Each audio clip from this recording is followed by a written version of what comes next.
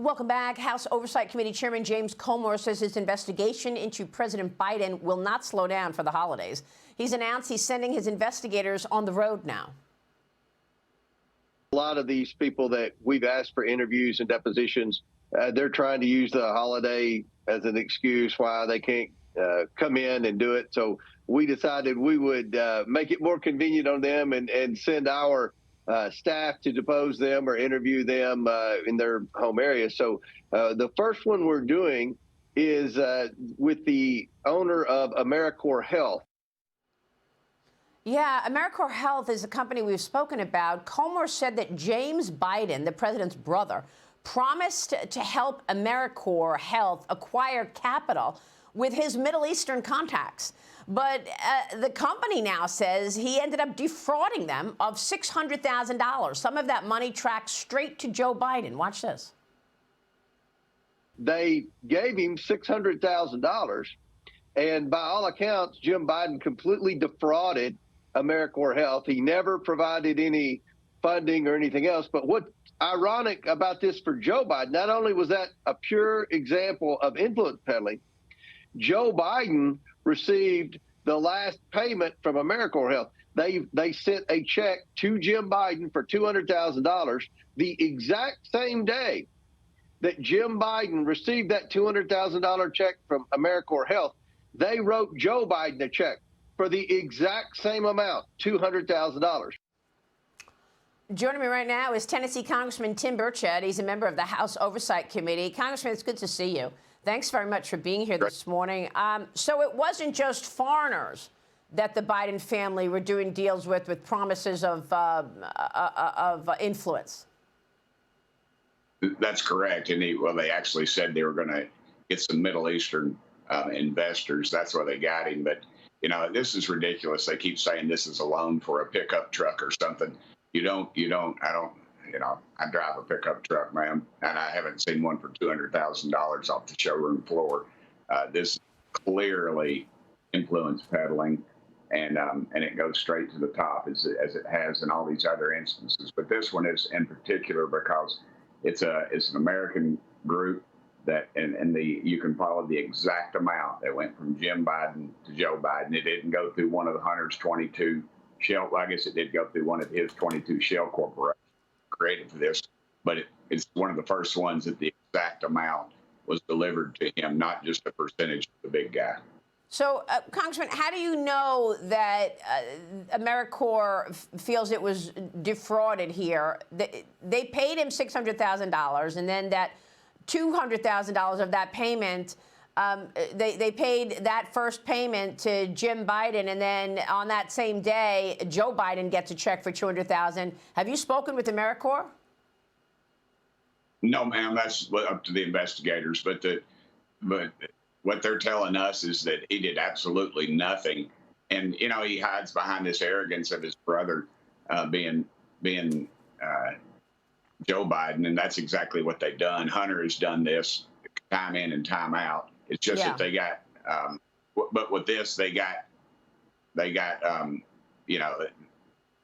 direct influence, of course, is the straight line of the $200,000 check, and absolutely nothing for it. And you're saying that they promised AmeriCorps that they would get them capital from the Middle East because of their Middle Eastern contacts.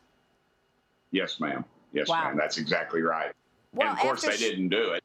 Yeah. And now that's why AmeriCorps says that they were defrauded. After skipping out on a congressional subpoena last week, Hunter Biden was seen jewelry shopping with President Biden in Delaware yesterday afternoon. So the two were shopping at jewelry stores. The New York Post editorial board out with a new piece. Ashley Biden taxes dodge shows all Bidens think law does not apply to them. Congressman, we keep hearing President Biden tell us all to pay our fair share. But we've got now, according to you and your colleagues, evidence that his daughter, his brother, his son have all evaded taxes. That's exactly right. I call it the Al Capone defense, Maria. You're exactly right. At some point, somebody is going to have to say, Joe, how are you living like this on a vice president or a president's salary with all multiple households they have? Their investment schedule must be pretty incredible. I'd like to talk to their brokers, but And the reality is they don't pay any taxes on it because they're above the law. And this Justice Department should hang its head in shame that it is not going after them for this any further. And now Hunter, of course, they're going after him. And that was very timely because that allowed him to skirt us, or to use that as an attempt to skirt us. But if you caught him, if you caught his very lame press conference he called on the Senate side, he the last thing he said was, and I'm going to answer all your questions. And then he got in his taxpayer-funded Suburbans and drove off. And he didn't answer any questions. What are your priorities now in the new year? You all are home now for the holidays, but we want to know what shape this takes when you all get back January 7th. Well, I'd hope that we would get all the evidence before the American public. I've seen enough. I just want the American public to see all that we've seen. But I think we've got to get our fiscal order. That's got to be our priority. We're taking in $5 trillion a year and spending around $7 trillion. And under this Biden administration, that is just continued. That seems to be standard operating procedure. And if you are critical of them, you're cutting off, milk to birthing babies or something. This bunch is a bunch of Marxists. I think their agenda is to destroy this country. They hate what we are. They hate capitalism, and they're showing it in their ESG and what that are wrecking us financially. Well, I'm glad you mentioned ESG, but certainly to your point in terms of the budget priorities, you've got a lot of policy cliffs coming up. January 19th, government funding deadline. February 2nd, government funding deadline and flood insurance. March 8th, FAA authority. April 30th, potential 1% across the board sequester cut to defense to discretionary spending.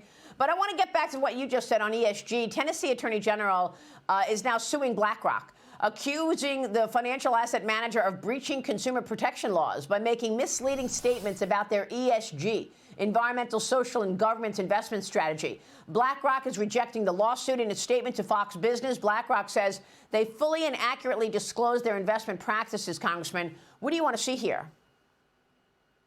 Well, I'd like to see some justice. They put their woke board policies, this ESG, environment, social governance ahead of. They prioritize the climate change agenda over the well-being or the financial success of Tennesseans, and that to me is fraud. That is a fraud. You've got these